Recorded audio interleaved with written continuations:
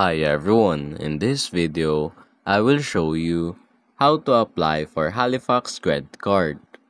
So first, open your Chrome and go to Halifax websites. And on their website, click on the menu at top. And then click on borrowing.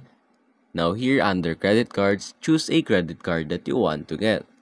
I will choose travel credit cards. Now wait for it to load up and then click on check your eligibility. Now, they need to check your eligibility. In order to check it, they will need these informations from you. So simply sign these informations, give informations that they needed to check your eligibility.